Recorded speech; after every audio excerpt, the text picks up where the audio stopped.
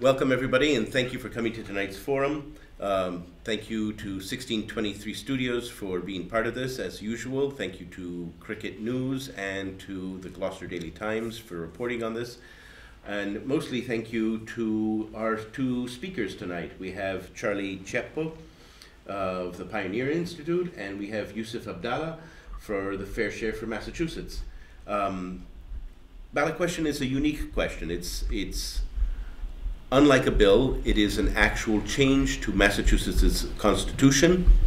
It has been referred to as the millionaire's tax. It has been on the books since 2016. Is that correct? Yes, both are. Not on the books, but it's been in the works since 2016. Thank you. And with the election just 3 weeks away, we thought it would be critical for the community of voters to get a better understanding of the issues involved. We sent out requests to people from Lynn to Newburyport in both Essex and Middlesex County to provide us with questions which had not been fully answered to their liking on either of the web pages. And so hopefully here tonight we can clear up some issues, and at the end of this recording and broadcast, people will have a better understanding of how they'd like to vote this November 8th. The rules for tonight are pretty simple. For those of you who have participated in our earlier forums, we do not encourage contentious discussion. We are substantive and fact-based discussions. So each speaker will be given a 5-minute introduction, opening statement. Then there is a list of 10 questions that have been provided from our entire area. Redundant questions were eliminated. You will both get 2 minutes to answer each question. If there's a direct attack against the other side, which hopefully there will not be, but people slip, the opponent is allowed. Right. I love that they're shaking hands already. So this is starting off well. The opposite side will be given the option of a 30-second rebuttal.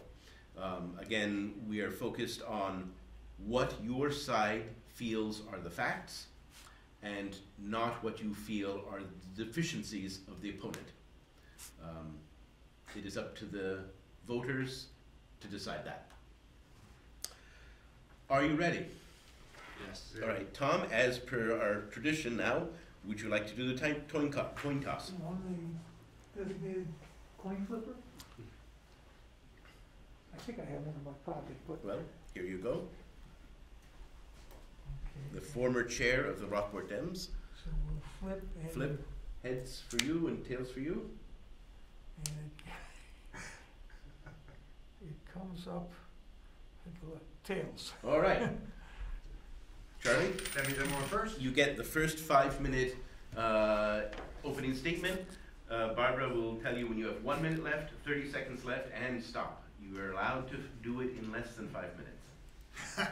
Great, thank you. Well, first my name is Charlie Chipio, as Nathaniel said. I'm representing Pioneer Institute here tonight. We are opposed to question 1, and first I want to thank the Democratic Town Committee in Rockport for inviting me, and thank Yusuf for joining me here tonight.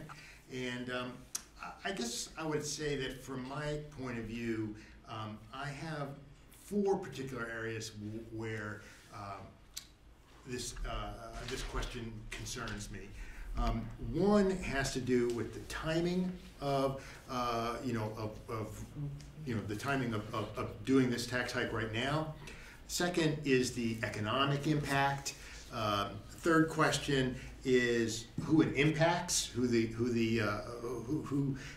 tax hike would actually impact, and the fourth is regarding the money that we raise and how that would be used. So I guess obviously we'll get into this in a good deal more detail, but I think the short version that I would start with, just kind of throw out there, is to say that those of us who are my age or near my age remember the days of Massachusetts in the 80s and the problems that Massachusetts had with competition because of excessive tax rates. And I think that the timing right now makes it particularly a bad time to threaten going back to that. One reason why has to do with the pandemic and the way the pandemic has changed our lives. Specifically, that it is really, we've come to realize that people can work anywhere and they can access vibrant job markets. And with that being the case, economic development, whereas states and communities used to sort of go after employers, they're now going after people. They're going after talent. And talent can be anywhere. And what we've learned is that when it comes to employers and individuals, taxes have a very large impact on where they choose to locate. We are doing much better than we were in the Massachusetts days, but we gain residents from high tax states like New York, New Jersey, Connecticut, but we lose far more still to low tax states. And overall, we lose over $1 billion a year in adjusted gross income. About 70% of that is to New Hampshire and to Florida. And recognizing this sort of change that's going on in the competition for people, about half the states in the union have moved to cut taxes. Either have already done it or are pursuing it. One of the prime examples is our competitor, New Hampshire, which has decided that it will phase out its tax on dividends and interest by 2027. So it seems like not a good time to me to be raising taxes. And the second thing is simply because we are so awash in money right now in Massachusetts. And I understand the argument that this stuff is cyclical, and I get that. But I got to tell you that I've been doing this stuff for 40 years, and I've never seen anything quite like this. I mean, we've had 2 years in a row of budget surpluses of well over $5 billion. We've got over $6.5 billion in the rainy day fund, and we've got more billions of dollars in unspent COVID relief and infrastructure money. So it seems to me now is the worst time is when we are needing to really compete for people to be raising taxes. And the second thing I would just say about that, regarding that, is that look, there's a lot of different debates about how much this will raise. Tufts is sort of the one sort of disinterested organization. They say it's going to raise 1.3 billion. Our organization thinks it'll raise less. I'm sure USEP thinks it'll raise more. But if you look at $1.3 billion, we have many, many multiples of that we could fund right now, because that's how much we have. That's how much we have in resources available to us right now. So I'm going to end it with that, and I will get to. I'm sure that throughout our conversation we will hit some of the other issues. Thank you, Yusuf. You also now get 5 minutes for an opening statement. All right, thank you so much. Thank you, Nathaniel, and the Rockport Democratic Town Committee for letting me speak, and thank you, Charles, for joining us and joining in this forum. Now, my name is Yusuf Abdullah. I am the Regional Director for the Fair Share Amendment. Now, I've heard a lot of talk about the Fair Share Amendment, but we haven't defined what the Fair Share Amendment would do, right? So the campaign is for yes on one. If this ballot gets voted on November 8th and it gets 50 plus 1% vote, it will institute a 4% tax on every dollar made over $1 million in income. Now, that's a really big number, and from the studies we've seen, it would affect about 1%, if not less than 1%. I've been seeing some numbers saying 0.9% of Massachusetts' population. Now, even with that small percentage of Massachusetts being taxed, it would generate $1 to $2 billion a year in tax revenue. Now, what's really great is that $1 to $2 billion a year can only be spent on education and transportation. Now, we've been seeing a lot of budget surpluses in the past 2 years, but as Charles said, that comes and goes. It is not guaranteed we're going to continue to have this budget surplus. And we are a state of ups and we are a state of downs.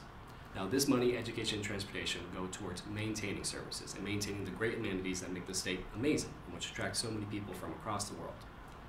Right now, we're seeing in Massachusetts Our state that used to have the best education and the best public transportation is falling far from that. We have schools that sell lead pipes. We have schools here in the North Shore that have lacked repairs that they need for the past 30, 40, 50 years. We're seeing teachers leave en masse. Kids in classrooms that are 40 plus and 5-6 languages in a classroom. Our state is in need of desperate financing. And this tax would go towards helping a lot of the issues we're facing. Okay? I've also seen a lot of questions and a lot of worry, and I'm hoping we'll get to this a little later, about this affecting working class and middle class people through home sales. Now again, we've seen a lot of studies come out that say this will only affect 1 to 2% of home sales in Massachusetts. Okay? I'm hoping we'll get to that question later. Is that true? It'll see. It depends on which. These are not questions I got to choose, so okay. They were submitted. Okay then. Well, I'll just say real quickly, home sales, those taxes would only be affected on the profits of a house sale.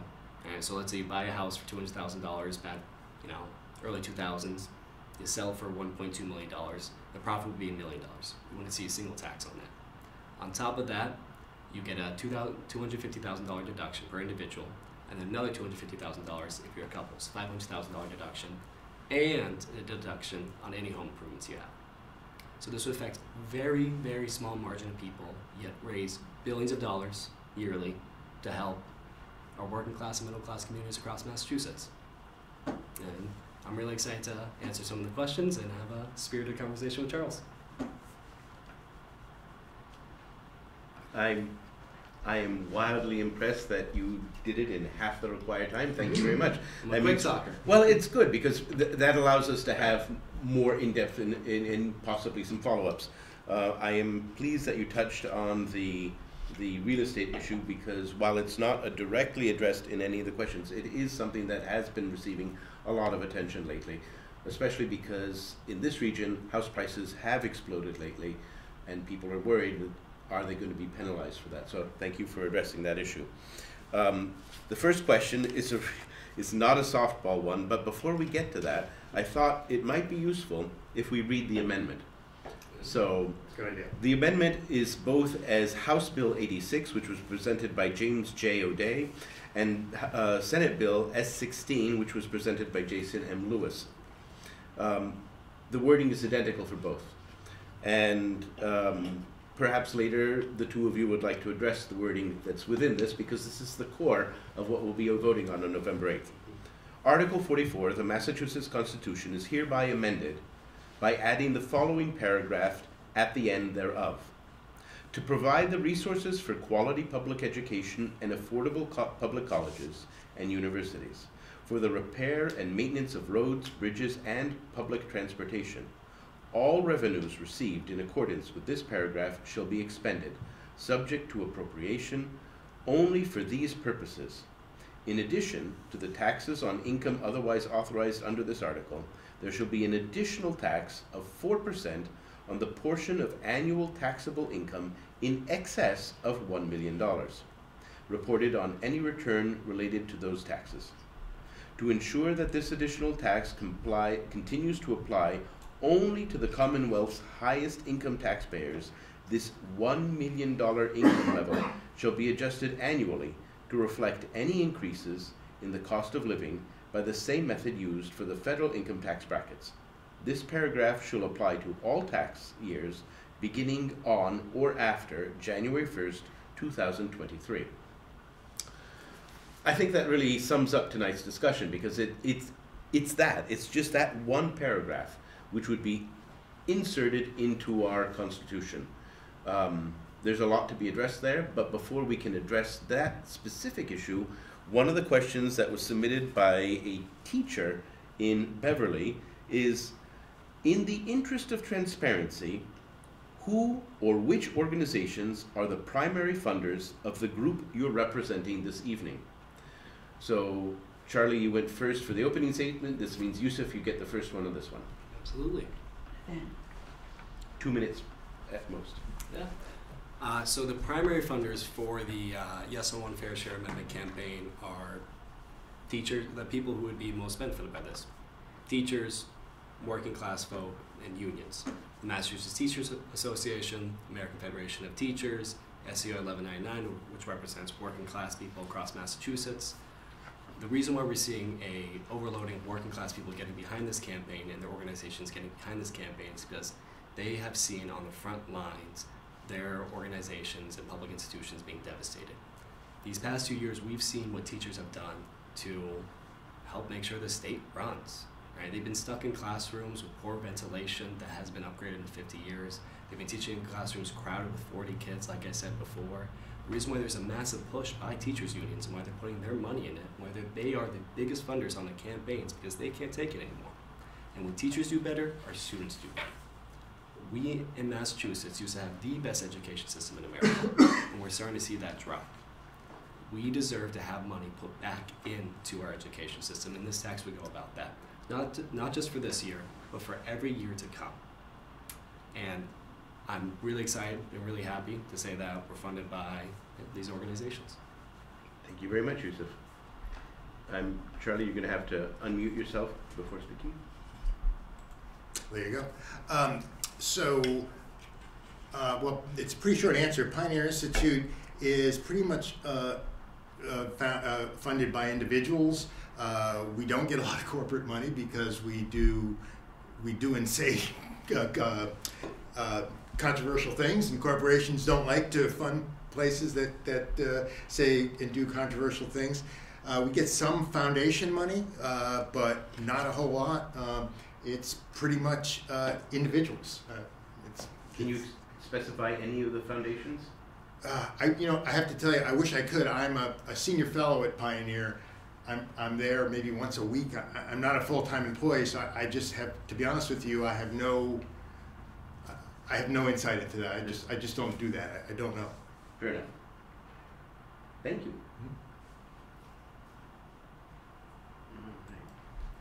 The next question, Charlie addressed briefly in his opening statement. Yusuf, you haven't had a chance to touch on it, but here's a chance for both of you to get 2 minutes to get more into the nitty-gritties of this. Some of the critics of the Fair Share Amendment say increasing taxes on the rich will cause them to leave the state, thereby lowering the tax revenue to Massachusetts. Research on this, however, is mixed. Please explain your views on this matter. And Charlie, you get to go first this time. Sure. Well, helps if I unmute myself. So yeah, I think that's really a key point to this. And as I said before, we are losing a lot of people to, particularly to Florida and New Hampshire. But I guess the best way I would describe and go about talking about what I think that impact would be is talk about my home state, Connecticut. If you look at, Connecticut is sort of the poster child of kind of pursuing these kind of policies. And essentially, if you look at Massachusetts cut its taxes, became more competitive, went from the 12th highest tax burden to the 5th during that same period. The 5th highest to the 12th during that period. Connecticut went from 17th to 2nd. Okay, and in that time, Connecticut was 49th in private sector wage growth, 49th in private sector job growth, lost more high-income taxpayers per capita than any state in the union, and by 2020, we were Connecticut was one of only 3 states that still hadn't recovered the jobs from the Great Recession. But the thing I really want to get into about that is to say that what was the result of that? Well, Connecticut raised taxes to try to put more money into the budget. But look, I want to get the years right here. Between 2008 and 2020, Connecticut's budget went up 22%. Massachusetts' budget went up 67%. Connecticut raised taxes on the highest earners again in 2015. The next year, 2016, the amount of money paid by the 100 highest taxpayers in Connecticut went down by 45%. It's easy to change your primary address, and it's even easier to move money if you're wealthy. Thank you very much. Yusuf? Yeah. Thank you so much. I'm happy to hear you picked a better state to move to, Massachusetts. I did. We agree on that. So 100%, I'm not going to lie and say that no millionaire is going to move because of this, but we've seen the studies, we've seen the reports, and we're looking at a very small amount of millionaires moving. A prime example for that is we have New Hampshire just, 30 minutes drive from here, Rockport, 30 minutes an hour drive here from Rockport. If it was so easy to uproot your family to escape taxes, you would move to New Hampshire where there's no state income tax, where the state income tax is a very small burden. Right? The reason why millionaires and billionaires live in Massachusetts is because of the public amenities we provide, because we are a great state to live in, because of the government money that goes into the state. But we're starting to see that drop. The tea has set on fire more times than it comes on time, right? People don't want to live in a state that's not functioning. If we don't pass this tax and we don't get money back into the community, we're going to see millionaires leaving because it's not working. I understand that there's some fear around that. Like I said, the number of millionaires who are going to leave will be very small, and in exchange, we'll have the schools we deserve and the roads, bridges, and public transportation we deserve. And thank you. Terrific. Let me unmute myself. Thank you both for those concise and detailed answers. I'm very pleased to see you both came with copious notes. So, you know, I'm a scientist. Fact-based things make my heart sing, and hopefully the voters will like that as well. The next question. A couple of nerds here. So. Yes, well, hey, more nerds the better. Yusuf, you'll be answering the first time on this one. Question number 3 comes from Lynn, Massachusetts. The Fair Share Amendment was first proposed in 2016. While it now has a majority of support from our state representatives, 122 to 39, why has it not yet passed?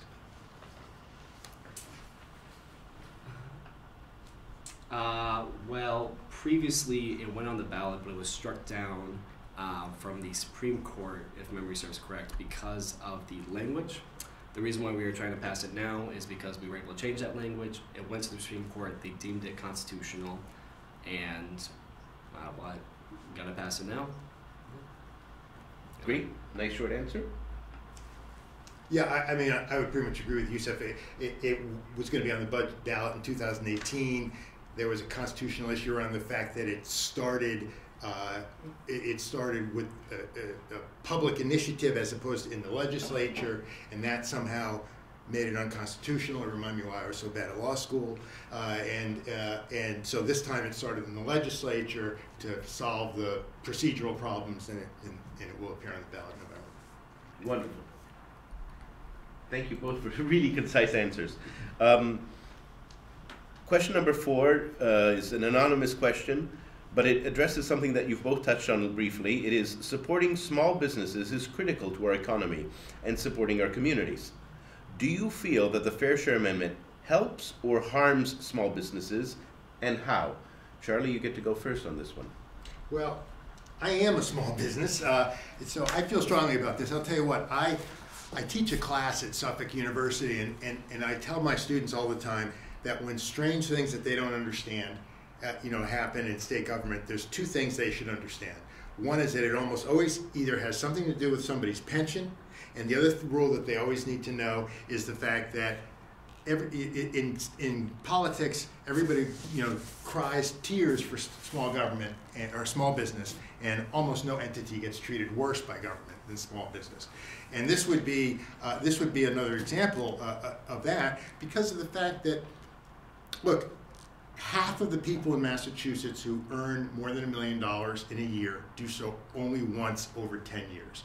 It's because these are people who are selling their small businesses that they have worked in and built over a lifetime. Plus, in Massachusetts is unusual in that there are certain taxes that only apply to these small businesses. As a result of that, if this passes, if this amendment is adopted, small businesses like me, LLCs, partnerships, S corporations would actually be paying a higher percent in taxes than large corporations would. And so it is the small businesses who would pay the heaviest load if this passes, if this is adopted. Thank you. Yusuf?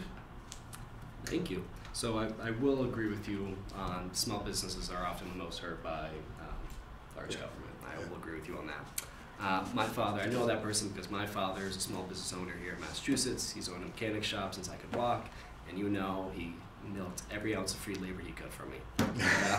But I care deeply about our small businesses, and when it comes to the Fair Share Amendment, it would not apply to, I'm going to read from my notes, it does not apply to business revenues. It only applies to business owners or their shareholders who earn more than $1 million in personal income in a year. So that would affect about 3% of small business owners here in Massachusetts. Right? The reason why small business owners are able to thrive in Massachusetts is because of our public amenities. I'm going to sound like a broken record around this, right? For people to be able to get to work on time, I take our buses and our trains, right, to make sure that there are roads actually fixed. I don't know about you, I'm tired of the potholes on the street. I will say my dad's pretty happy with that, with his job as a mechanic, but these other small businesses don't like it that much. Now, again, this would affect a small percentage. I won't lie and say that this one-time sale would not hurt them, right? But if you're making $3.3 million off your sale and personal income, I think you can pay a small percentage on taxes for that $2.3 million to help our economy and help our community. Can I just add one thing to that? Because I just want to make sure that people understand. So these businesses, LLCs, partnerships, S corporations, they're what are called pass-through businesses. What that means is that shareholders, it's different. We pay our taxes for our business in our personal tax filings. So these businesses that I mentioned are almost all small businesses. 70% of the for-profit entities in Massachusetts are small businesses, and they employ half of the employees in Massachusetts. So I don't think you can say that only 3% are going to be, in my opinion, that you are going to be affected by that. I think that you have to understand that businesses that pay through their personal tax returns are the small businesses that are really going to get affected by this. Yusuf, do you want to add a 30-second rebuttal? I'll just real quickly say I'm not a professor like Charles. I'm not adjunct. I'm not an accountant. I'm not an economist. I will say that I've read the reports from these accountants and economists, and they've said that only 3% would be affected from this. Beyond that, I couldn't rebuttal. Great. Thank you both. Moving on to question number 5, and this actually gets down to the nitty-gritty nuts and bolts of numbers. So I'm glad you both came with copious notes. What percentage of Massachusetts residents, or how many Massachusetts residents, will have to pay more taxes if the Fair Share Amendment passes? Am I going first? You are. Oof. I had this number memorized. See, it's roughly 22,000, give or take a few thousand, residents in Massachusetts will be affected by this tax, is what they said. So that's it, 22,000. 22,000, give or take a few thousand. So less than the population of Gloucester for all of Massachusetts. Yep, exactly. Charles, do you have so I would numbers? Largely agree with that. The number that we have is 24,000. Again, very similar. My argument to that would be those would be the people who individually would be paying more taxes. The economic impact of what this would do to the state economy, state revenues, business competitiveness, economic growth is far, far greater. So there's two questions. Individuals directly affected, yeah, about 24,000. Larger economic impact, I would argue, far greater than that. Quick rebuttal on Yusuf, 30 seconds. Yeah, just real quickly. So I'm gonna flip that over and say every dollar we raise from this tax will go straight towards education and transportation, and we've seen time and time again that is the best investment you can make economically, right? For every dollar you invest in education, you make back $1.50, $1.20. Every dollar you invest in transportation, be it trains, roads, and bridges, you make that back, then some. This investment would greatly help the economy. A great rebuttal, and actually, gentlemen, that segues into our next question seamlessly, so the rebuttal was quite helpful. Charles, I think you get to answer this next one first. So, yeah. If the Fair Share Amendment passes, according to your group, what percentage of the revenue generated by it will be spent on schools, transportation, and infrastructure? The bills, to be more specific, the bill talks about it going to schools, infrastructure, and transportation, but how is that broken down? Okay. Is it 99% to schools and 1% divided for public transportation and infrastructure, or? I think, as I understand it, and you should correct me if I'm wrong, as I understand it, I think there is some, that's not clarified exactly what percentage goes to which. What I think is the much bigger answer here is, as both sides have agreed before the Supreme Judicial Court, that yes, the money from this tax, 1.3 billion, will go to education and transportation. But that doesn't mean that education and transportation funding has to increase, because there's nothing in there that allows legislators that stops legislators from diverting money that previously went to education and transportation to other sources. The best example here is California. They passed a very similar amendment, or it was a law there, in 2012, funded wealthier taxpayers to pay for education. 9 years later, education was still exactly where it was at a previously set minimum, had not gone up at all. Where did the money go? Over that period, the number of state employees in California went up 6 times the national average. No increase in education funding. Thank you. Yusuf. Thank you. So I'm going to agree with Charles. There is no dedication for what percentage this money can go towards education, transportation-wise. That's why I'm going to make an asking call upon all of you as much often I can. How we know this money gets spent on the projects we deserve is through continued advocacy. It's continued advocacy from Democratic town committees like Rockport, continued advocacy from unions, non-governmental organizations, and just basic community building. Right? We already have the desire to invest in a lot of projects, be it the electrification of the commuter rail system, putting solar panels on our schools. We have a massive drive. But the answer these organizations constantly get back is, well, we don't have the money. And it's a good answer. This would stop that argument dead in its tracks. And this would allow for a lot of these organizations in pushing for these improvements and all these goods we deserve some leeway. We're doing great on time tonight, so thank you very much both for detailed answers. I guess short clarification, I think we're all in agreement then that there is no guarantee of additive revenue from the Fair Share Amendment. It's hoped for, but hasn't been locked in. Is that what I get from both of you? Yes. Okay. The Fair Share Amendment, if the Fair Share Amendment does not pass, what other ways do you suggest Massachusetts generate revenue to fund education, transportation, and infrastructure? Yusuf, you get this one first. This is a tough question. Yeah, no softballs here. No softballs. Well, I can't see any other way than a state income tax. It's one of, if not the most progressive tax we have. Progressive being, it puts the burden on the wealthiest who can afford to pay taxes, and the least weight on our working class, middle class families, which can't afford to burden anymore. I'm going to be honest, and I'm sorry if this is a cop-out, I can't think of any other tax we should pass in Massachusetts. That's very helpful, thank you. Charles. So I would say this, on the transportation front, I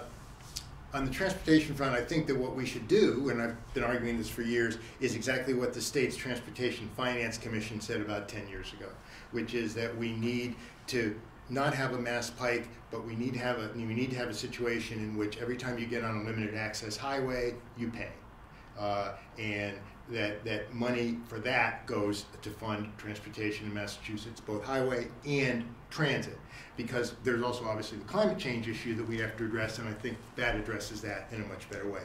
Now, in terms of education, look, in education in 2019, we passed another massive increase in funding for education, which I supported. But the point here, and the thing that has me very concerned, we were 3rd or 4th in the country in education funding before that.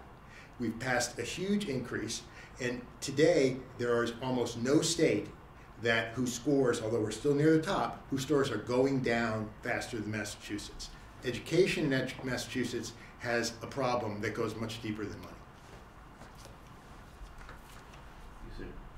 These are weighty answers. I think the people who are watching this broadcast and checking in on the Zoom are going to be left with a lot of questions, and hopefully digging through your very detailed answers, they will have at least the answer for how to vote on November 8th. I think they'll be left with questions about a lot of other issues, and I think that's part of the value of discussions like these. The next question is, currently those who earn over $1 million per year in Massachusetts, and that's earned income, pay a lower tax rate than those who earn less than $1 million. Some argue that the Fair Share Amendment is an equalization of the tax rate, while others say it is punishing those who have worked harder and therefore deserve their just rewards. What are your views on this, and how do you support them? I think first chance goes to Charlie on this. Well, I tell you what, I have a lot of trouble unmuting myself for some reason.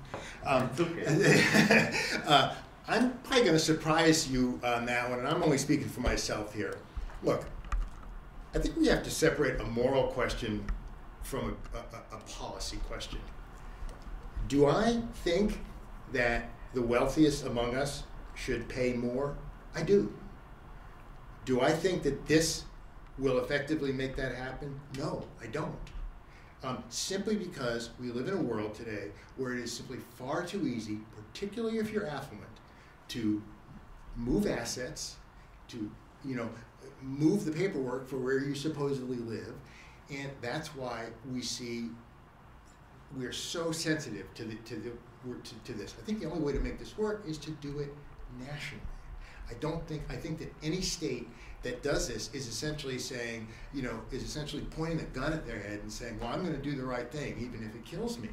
And that's really, that's, in my view, what it comes down to. I don't disagree on the moral question. I just don't think this accomplishes the goal.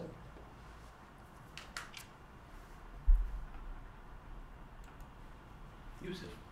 All right. Thank you so much. I'm happy we agree on the most fundamental part of the Fair Share Amendment is that mailers should be paying their fair share. Our working class and middle class citizens in Massachusetts, they're effectively paying a higher tax burden than these millionaires and billionaires. All right? Now, can you repeat the question one more time before I continue? I'd be happy to. So currently, those who earn over $1 million per year in Massachusetts pay a lower tax rate than those who earn less than $1 million. Mm-hmm.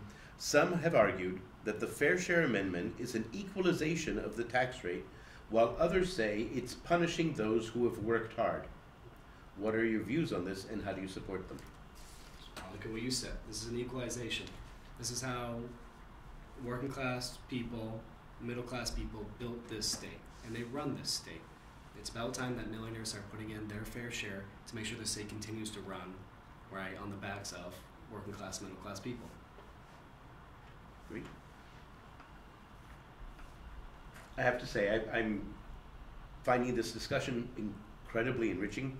I'm also surprised at how often the two of you seem to agree on key issues here. This is really astounding. This is not common for forums, and especially one where other forums on this issue have been quite contentious. What you two have done is something I have not seen any other forum on the Fair Share Amendment accomplish so far in this election cycle, or even earlier ones, where you found core reasons to agree on 90% of this, which makes me wonder why we're even having a debate, because it seems you agree on so many things. These are just my thoughts, but I'm really quite impressed by this discussion and the detail. I'm grateful to 1623 that this is going to be broadcast more often so that people can repeat it, because there's a lot to unravel here. Moving on.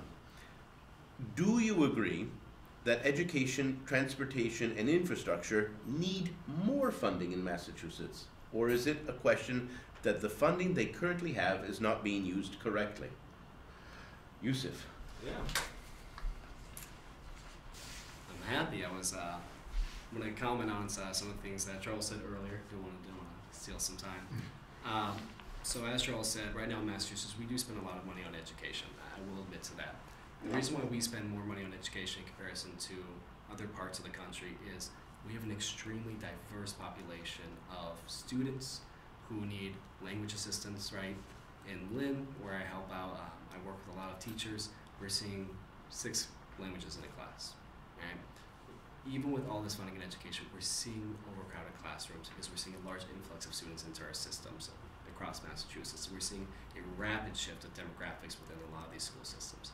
When you see a sudden change that quickly, you need financing, right? Also, our understanding of education has changed drastically since the 90s, early 2000s. We understand that every school needs a social worker. We saw in Boston, they recently implemented a social worker in every school. We saw rates of behavioral disturbance plummet. We saw them going out into the community, even finding parents' jobs, right? Our understanding of education has turned into a holistic process where we don't stop at the classroom. We expand beyond that. In order to do that, we need financing. And at the same time, when we're trying to help these students get the lunches they deserve, education they deserve, language education they deserve, we're also asking these schools to fix their ventilation systems that are long overdue, fix their aquatics, fix their plumbing systems, right? At the same time, their physical spaces are falling apart while they need to increase the amount of services. We need to invest our funding into these education systems around transportation. The T caught on fire how many times now, right? We need funding into these. Over time, it takes more and more finance, and then we push off the repairs. We've been pushing off these repairs for decades now. Add on to the fact that we have an impending climate change, we need to electrify our fleets. We've been seeing a lot of great work from our state senators here in the North Shore around that. I'm really excited to see that money going towards our public transportation system.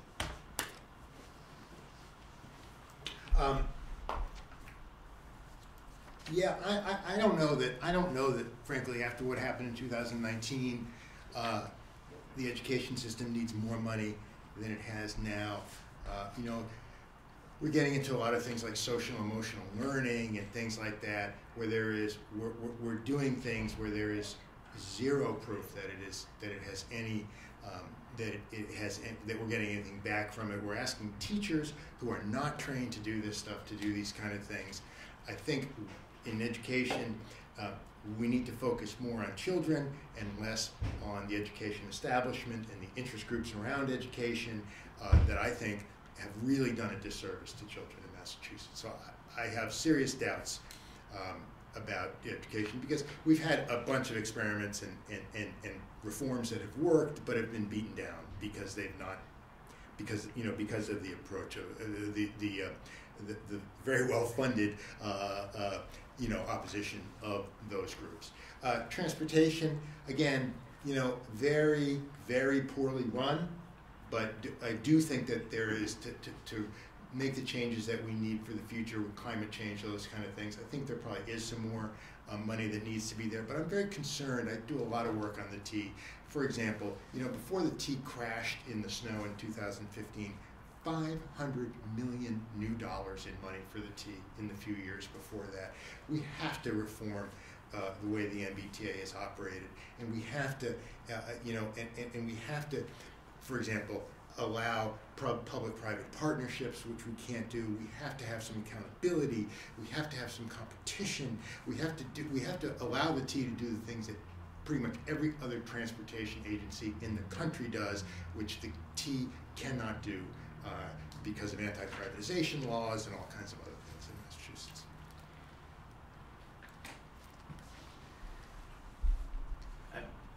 There's a lot to digest there, and I'm pleased we saw a contrast in your responses here. Not contentious. I still love you. Oh. Yes, absolutely. but I mean, you agreed on the climate change. yes. I'm glad we all there. agree on climate change. I don't want my kids underwater. Right. This leads us to our final question for the evening. This one comes from Gloucester. Supporters of the Fair Share Amendment tout the fact that it is an amendment in contrast to being a bill. would this have been better as a bill, or is having this planned as an amendment the right approach? Charlie, you get to go first. Well, look, that's a question for politics. I am personally very troubled by the fact that this is an amendment, simply because my opinion is that it will have a very bad and long-lasting and troubling impact on the state's fiscal position and on the state economy.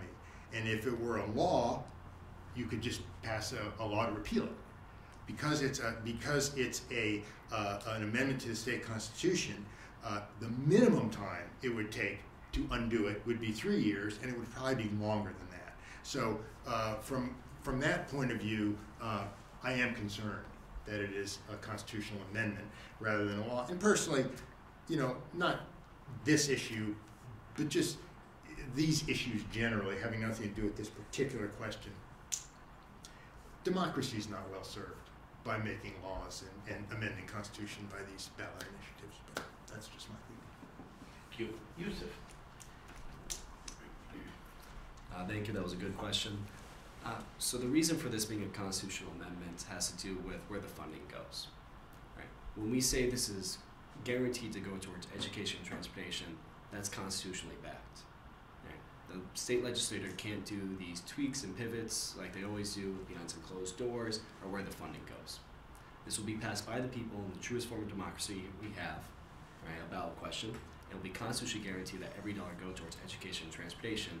And if the legislator tries to do some funny business with the funding, we've got the Constitution to back us. So I think it's crucial that we have this as a constitutional amendment. Well, that concludes our 10 questions for this evening. We had an extra 2, but I'm being respectful of our time. This leaves us with 5 minutes each for closing statements. Before that, I'd once again like to thank the communities who provided all the questions for us. Thank you for those who helped organize. Thank you to the town of Rockport, who allowed us to use this space, and the Rockport Police for allowing us to use this space. Thank you to Yusuf and the Fair Share Massachusetts. Thank you, Charlie Chepo and the Pioneer Institute. And thank you for a really valuable discussion. I think this covered things that I have not seen on any article or any broadcast to date. And with 3 weeks before the election, I think you've done our community and Massachusetts a great service, both of you, so thank you. Thank you to 1623 Studios, thank you to Gloucester Daily Times and Cricket News for also covering this. For closing statements, it goes Yusuf first today. All right, then. You have 5 minutes. Thank you so much. Again, I don't think I'll need the 5 minutes because our message is easy, clear, and easy to get behind. Again, this question, this ballot, if passed, would constitutionally amend our Constitution to pass a 4% tax on every dollar raised over $1 million. It would affect 0.9% of taxpayers in Massachusetts. A very small percentage, but raise $1 to $2 billion a year in tax revenue. That was constitutionally guaranteed to go towards education and transportation. We're facing climate change. We need major investments in our public amenities to make sure that we're resilient in combating climate emissions. We need to invest in our schools to make sure that we're dropping these class sizes and to pay our teachers what they deserve so they're not leaving en masse as they are. And also, we need to invest in our roads and our bridges because they're near collapse. We used to be near the top when it came to infrastructure, and we haven't seen improvements that we've needed for a long time now. I just implore you all, November 8th, if this passes, we can make major improvements and build a state that we all deserve to live in. Thank you. Charlie. I guess the points I would leave with are to say, look, we currently spend about $18 billion a year in education and transportation. This would raise, according to Tufts, $1.3 billion a year. We're not talking about immense transformative changes that we could make. And in fact, what is even more compelling to me is the fact that we could fund every single one of those things now because we have an historic amount of funding and surplus money available to this Commonwealth. And certainly in the over 40 years that I've lived here, there's not even been anything close to this. We can do all of it today. And the things, and the thing that most concerns me about it is that while we can do it today now, I really fear that we will not be able to do it tomorrow if this passes. Because again, it's sort of closer to me because I grew up in Connecticut and my family is there and I have friends there, but the carnage that Connecticut has gone through in the last 20 years of following exactly these policies has been unbelievable. Constant budget crises, taxing more, raising less revenue, 49th in job creation, first in losing high income residents, losing businesses to Massachusetts and other states. Just not being able to create any jobs. While Massachusetts, following the policies that we have followed over that period, has become a job creation powerhouse, an innovation powerhouse, a national economic leader, the only state in New England that has created jobs at above the national average. We are there with the Sun Belt and all these other places, above the national average. Connecticut has been going like this, and I just feel like that is what is at stake here, and that if this passes, we're going to pay we're going to have real economic consequences from it, and we're not going to be in a position to be able to undo it in a timely manner. Thank you both for your wonderful participation this evening, for a useful discussion, which hopefully will allow people to know exactly what they want to do on November 8th and not keep them up tonight with millions of new questions that they formed following a really, really meaty discussion. Thank you both. I'm delighted by the answers that we've had tonight, and I'm pleased that many people will be able to benefit from them. So thank you both.